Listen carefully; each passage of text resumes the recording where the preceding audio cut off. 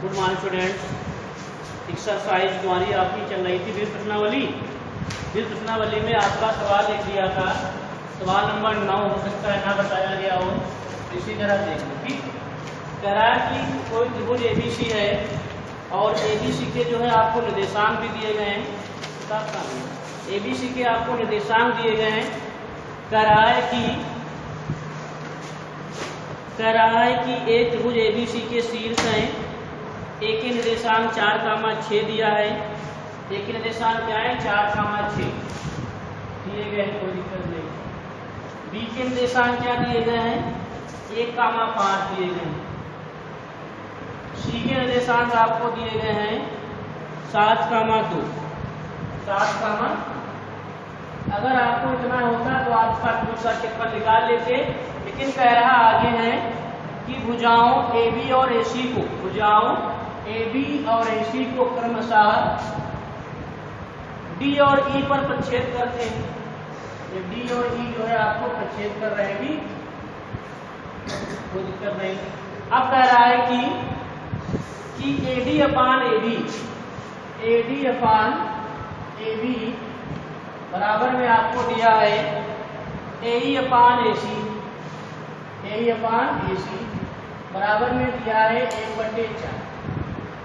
ये आपको समरूपता पढ़ाया जाएगा तब त्रिभुज है चैप्टर 6 वाला, इसमें तो आपको सब बता दिया जाता है कि कहाँ से आता है। ठीक, लेकिन आप सवाल बीच में फंस गया तो आपको तो इतना बता दिया जाएगा, यही होता है। ठीक, इसका आपका डेरिवेशन भी होता है, पूरा निगमन कराया जाता है कि कहाँ से आता है, समरूपतम बताया जाएगा सब।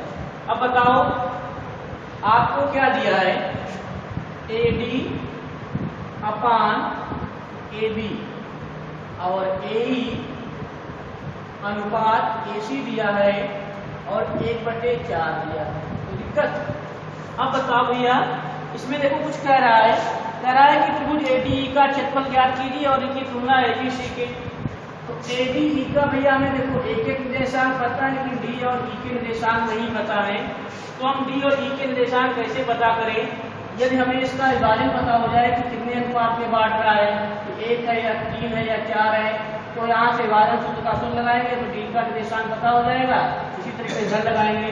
तो बताओ भैया, हमें AD और DB का अनुपात अगर मालूम होता, AD और DB का, तो हम हो सकता लगा सकते थे। तो बताओ, अच्छा ये लिख सकते हैं क्या? AD अपान AB बराबर 1/4। बात तो वही। AD तुम्हारा है, AB को बताओ हम दो पार्टों में तोड़े तो क्या हो जाएगा? AD plus BB। क्या हो जाएगा? AD plus BB। ये क्या है? 1/4 है। ये गुणा करोगे क्या आ जाएगा? 4AD और इधर आ जाएगा AD प्लस DB। 4AD है यहाँ पे और माइनस का AD अपान में ये तुम्हारा DB आ जाएगा। 4AD से AD घटाओगे क्या आ जाएगा? 3AD अपान DB। इनका अनुपात पता हो गया। AD अनुपात DB तुम्हारा कितना आ गया? 1:3। तो आपका AD और DB का अनुपात पता हो गया। यदि इसी प्रकार AE और EC का पता हो जाए तो हमें DE के भी निर्देशांक निकाल लेंगे। ये कुछ दूरी जो है मान लीजिए चित्र के हिसाब से 1:3 आ रहा है, तो मान लेते हैं यहाँ पे कुछ है। क्या नाम की D और E। इसी प्रकार अब AE बराबर हम क्या कर सकते हैं? AE बराबर AC बराबर में क्या है? 1/4। AE तो लिखा है। AC को हम क्या ले सकते हैं? AE plus EC। यहाँ क्या है? 1/4। तो 4AE आ जाएगा, यहाँ आपका AE आ गया प्लस EC आ गया। तो 4AE से 1 AE घटेगा तो कितना हो जाएगा? 3C। यहाँ क्या जाएगा? 3AE और EC आ गया। तो AE अनुपात EC कितना आ जाएगा? 1:3। तो आपको देखो ये पता हो गया कि AD और DB जो है विभाजन क्या है। यदि आपकी AD 1 है तो ये आपकी कितनी है? 3। अगर AE 1 है तो आपकी कितनी है? 3। तो आप डी के जो है विभाजन बिंदु के आप सूत्र निकाल मतलब निर्देशांक निकाल सकते हैं। क्या लिखोगे? बिंदु डी जो है, बिंदु डी जो है भुजा निर्देशांक निकाल रहे इसी लाइन में निर्देश प्रकाशित करते हैं। ठीक, बिंदु डी जो है बिंदुओं ए के निर्देशांक क्या दिया है 4,6 और बी के निर्देशांक क्या है और बी के निर्देशांक 1,5 को अंतः विभाजित कर रही है। अंतः का मतलब अंतरे तो कर रही भैया। जैसे आपको बताया जाता था ये ए बी रेखा है, रेखाखंड होता था, कोई बिंदु पी होता था तो इसे मान लेते ए बी को रेखाखंड है, बिंदु बी है, कितने अनुपात बांट रहा है 3:1 में बांट रहा है। क्या लिखोगे? बिंदु बी जो है बिंदु ए को कितने अनुपात बांट रहा है 3:1 में विभाजित करता है, 3:1 में विभाजित करता है। ठीक, विभाजित करता है तो बताओ विभाजन बिंदु डी है तो x1 आपका कितना आ जाएगा? इसे हम x1 मान लेते हैं, y1 ये x2 है, y2 है।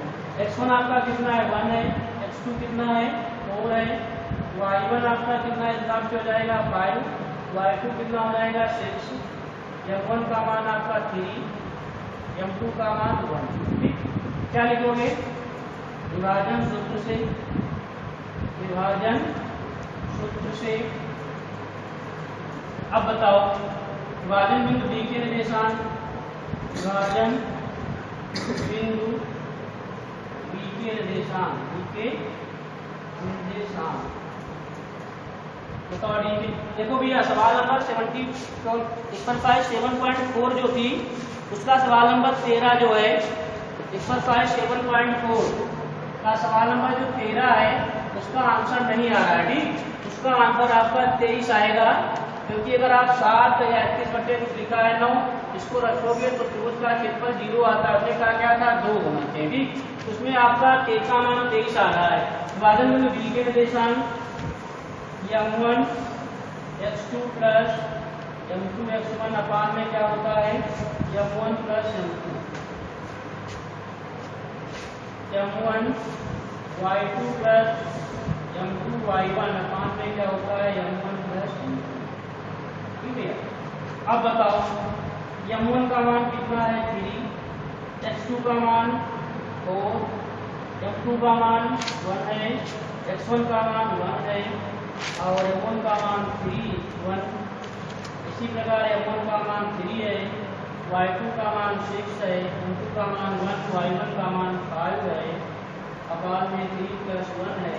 तो जल्दी कर सकते हो अगर आपको मालूम है कि इसको आ रहा है 13/4 और 3 4 12 डालपन 23/4।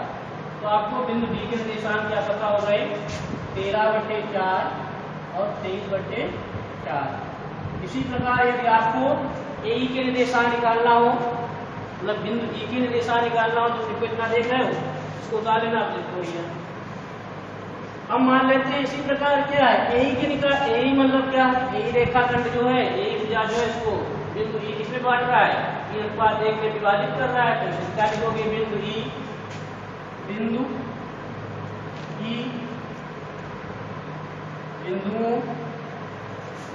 बिंदुओं सी के निर्देशांक क्या है 7,2 और बिंदु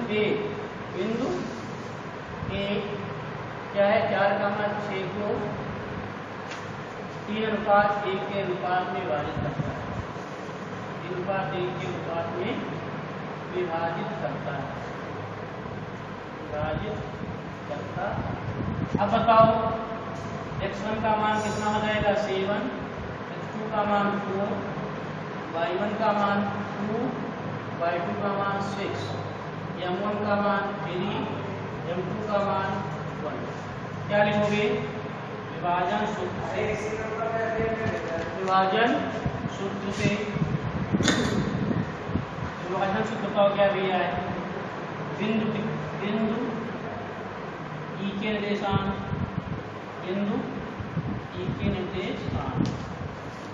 क्या लिखोगे विभाजन बिंदु लेना। ठीक है, विभाजन बिंदु ई के निर्देशांक क्या होते हैं m1 x2 plus m2 m2x1 अपान में क्या m1 प्लस m2, इसका क्या आएगा m1 y2 plus m2 y1 अपान में m1 प्लस m2। ठीक, अब बताओ m1 का मान कितना है 3 है, x2 का मान कितना भैया 4 है, और भैया क्या है 3 था, m2 का मान 1 है, इसका मान 7 है, 3 प्लस 1, m1 का मान 3, y2 का मान 6, m2 का मान 1, y1 का मान 2 और 3 प्लस 1।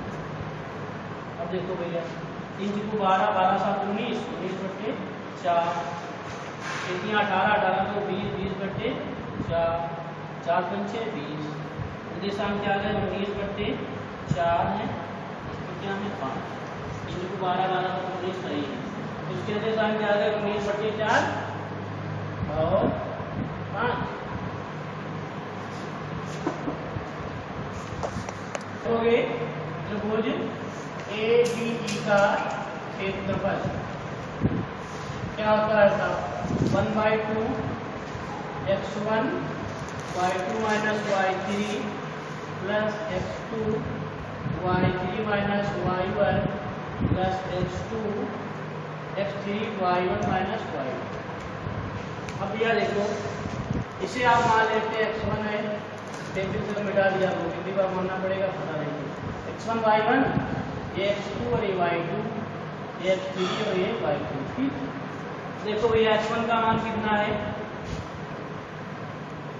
x1 का मान है 4, y2 का मान है 23 बटे 4, y3 का मान कितना है 5, x2 का मान 13 बटे 4, y3 का मान 5 है, y1 का मान 6, x3 का मान 19 बटे 4 और y1 का मान 6, y2 का मान 3 बटे 4। तो कितना आता है 1 बटे 2 4 है, एलसीएम लोगे तो कितना आएगा, यहाँ कुछ नहीं तो 1 है, 4 बटे 20, 23 से 20 जाएगा 3,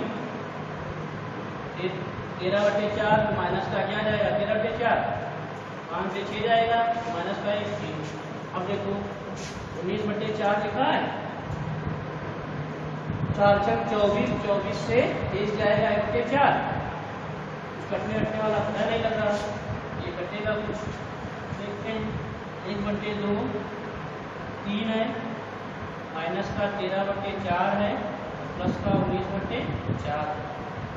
देखो इनको हल करोगे 1 बटे 2 3, 13 बटे 4 19 बटे 19, 13 बटे 19 13 कितना जाएगा 9 3 12 और यहाँ 3 32, तो नहीं छोड़ना कहाँ घटेगा ना, 19 से 13 जाए कितना बचेगा 6। भाई इसको अगर लिखना चाहो तो 19 माइनस 13 बटे 4 लिख सकते हो, 19 से 13 जाए कितना बचेगा 3 है, 19 से 13 जाएगा 6 बटे 4, तो बचेगा 2 नहीं 4 2 3 6, 1 बटे 2 यहाँ एलसीएम लोगे कितना है 3 2 6, 6 3 9, 9 बटे 2 यहाँ कितना रहेगा 9 बटे 4। देखो भैया इसका जो था 4 चक्कू 16 होगा, ठीक, हमने 4 लिख दिया है, तो यहाँ पर आपका 16 होगा। अब देखो एलसीएम ले लो भैया, ठीक, इसीलिए कहा जाता है पहले रफर लगाओ भैया, ठीक। अब अकेले पता चलता है कि छूट के गुणा तो आपको दिक्कत होती है, फिर पहले आप पेयर ना लगाएं, पहले आप रफर लगाएं, तब रफे लग जाए तब आप लगाया करें। 1 बटे 2 जैसे है, ठीक। अब बताओ यहाँ 3 है, इसके नीचे कुछ नहीं तो 1, 13 बटे 4 है प्लस 19 बटे 16 है, ठीक। इसका अगर एलसीएम लोगे तो हमारे हिसाब से कितना आएगा 16, तो यहाँ कितना रहेगा 4 से 16, तो यहाँ कुछ नहीं है तो 16 की 48 हो जाएगा। यहाँ कितना हो जाएगा 13 से 52 प्लस का 19/16, ठीक भैया। अब देखो 1 बटे 2 लिखा है, 48 और 19 को जोड़ोगे 9 8 17 4 1 5 6, 67 67 से 9 घटाओगे 7 से 2 गया 5, 6 से 5 गया 1, तो आपका 1 बटे 2 15 आया, 16 पहले से लिखा था तो 15 एकदम 15, 16 दूनी 32, ये वर्ग मात्रक आ गया, ठीक। वर्ग मात्रा। जो पूछ रहा था वो आ गया। और कुछ पूछ रहा है, देखो और पूछ रहा है हमारे हिसाब से। इसमें क्या पूछ रहा था? कह रहा था कि राशि का परिकलित कीजिए। क्या परिकलित करना है? देखो कह रहा था कि इसकी तुलना ABC के क्षेत्रफल से कीजिए। अरे भैया ABC का क्षेत्रफल निकाल ही लोगे। ABC का क्षेत्रफल निकाल लेना। ABC का तो क्षेत्रफल आएगा। ABC का क्षेत्रफल क्या लिखोगे? देखो ABC का क्षेत्रफल 1/2 x1 y2 minus y3 plus x2 y3 minus y1 plus x3 y1 minus y2। ठीक। अब देखो यार 1/2 है, इसे आप क्या मान लेंगे? सब x1 y1 x2 y2 x3 y3। x2 के निर्देशांक क्या हो गए? कितने निर्देशांक थे? निर्देशांक 1,5 है। ठीक है। देखो x1 का मान कितना है? 4 है। y2 का मान 5 है। y3 का मान 2 है। x2 का मान 1 है। y3 का मान 2 है। y1 का मान 6 है। x3 का मान 7 है। y1 का मान 6, y2 का मान 5। 1/2 4 5 हो जाएगा 3। यहाँ क्या आ जाएगा? माइनस का 4 और यहाँ क्या आ जाएगा? 7।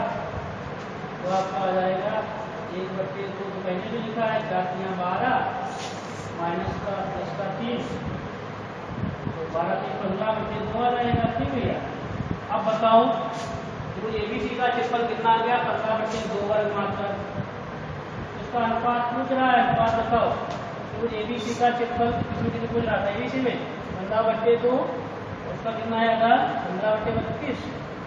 15/32 15 15 कट जाएगा। ऊपर 32 पहुंचेगा, नीचे 2 आएगा तो 16। अगर आप पूछ किस में रहा है आप देख लेना कि पूछ रहा है। आपकी किताब में कह रहा है कि जरा इसकी तुलना ABC के क्षेत्रफल से कीजिए। तो ABC के क्षेत्रफल से करना रहा तो 15/32 है आपका ये, और इसका क्या है? 15/2 है। 15 कट जाएगा तो ऊपर चला जाएगा, 32 नीचे आ जाएगा, 3 के पास 16 आ जाएगा। इनका अनुपात क्या रहेगा? 1 के पास 16। सवाल बड़ा था। देखो आप लोग लगा सकते थे लेकिन लगाए तो नहीं होंगे जहाँ तक है। ठीक। अब आपको बहुकल्पी प्रश्न कराए गए थे। बहुकल्पी प्रश्न आपको 10 तक कराए गए थे, तो इसके आगे 10 और बचे हैं तो आप लगा लेना। देखो एक आगे थोड़े बता दे रहे हैं। नंबर 20 देखो लास्ट बता रहे हैं। 10 से 10 तक बता दिए थे। 10 से 20 तक आपको करना है, नहीं जो ना हो आप पूछ लेना। ठीक। 20वां वाला कह रहा है कि यदि बिंदु A के निर्देशांक 1,2 O के निर्देशांक 0,0 C के निर्देशांक A,B संरेख है तो A के निर्देशांक क्या दिए? 0,2। ऐसे सवाल कराए जा चुके, पूछे भी बहुत जाते हैं। 1,2 A के निर्देशांक क्या दिया है? 1,2 दिया है। O के निर्देशांक क्या दिए हैं? 0,0 और C के निर्देशांक A,B दिए। कह रहा है संरेख है। तो आप लोगों को मालूम है संरेख होने के लिए क्या होता है? त्रिभुज का क्षेत्रफल 0 होता है। क्या लिखोगे? संरेख। ये तीनों बिंदु संरेख हैं ना? ये तीनों बिंदु संरेख हैं। ये तीनों बिंदु संरेख हैं तो इसलिए त्रिभुज का क्षेत्रफल 0 होगा। लिखा है। ठीक। त्रिभुज का क्षेत्रफल क्या होता है? 1/2 x1 y2 minus y3 plus x2 y3 minus y1 plus x3 y1 minus y2। ठीक है। अब देखो 1/2 है। x1 का मान 1 है, y2 का मान 0 है, y3 का मान b। x2 का मान 0 है, x2 का मान क्या है? 0 है, y3 का मान 0 प्लस x3 का मान क्या है? a है, y1 का मान 2 है, y2 का मान 0 है। यहाँ आपका 1/2 है, यहाँ माइनस का b आ जाएगा, प्लस का 0 सब हो जाएगा, प्लस का 2a आ जाएगा। ठीक। तो 0 हो जाएगा। लिखिए ना, लिखिए। ठीक। 1/2 माइनस का 2a माइनस b संरेख होने के लिए त्रिभुज का क्षेत्रफल 0 होता है। तो आपका क्या जाएगा?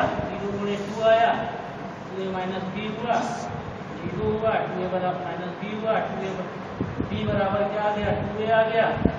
बी बराबर 2a, कोई ऑप्शन है? 2a बराबर बी सही है। 2a बराबर बी, 2a बराबर बी आया है। एक क्या आया, बी बराबर 2a आया है, तो बी बराबर 2 है, तो मतलब बी बराबर बी क्या लिखोगे? अतः ये तरीका देख लो, अतः विकल्प 20 है। इसका कौन सा ऑप्शन सही है? सी ऑप्शन सही है। क्या है? ए बराबर बी सही है। ठीक, अब देखो सवाल नंबर इसी का 19 क्या कह रहा है? कह रहा है कि बिंदु 4, P और 10, 0 के बीच की दूरी 5 हो तो P का मान बताओ। ये भी बहुत सरल है। दो बिंदु है, 4, 5 है, 4, 5 और 1, 0 के बीच की दूरी 5। ठीक, तो आप लोगों को मालूम है, क्या लिखोगे? 4, 5 और 1, 0 के बीच की दूरी सूत्र लगाओगे क्या?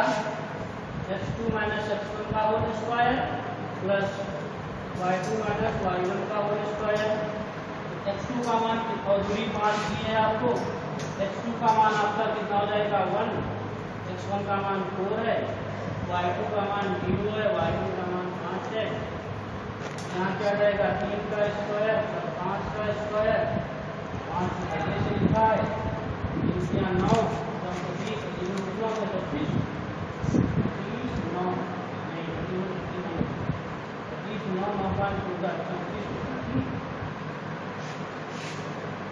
तो उसने निकालना क्या था भैया?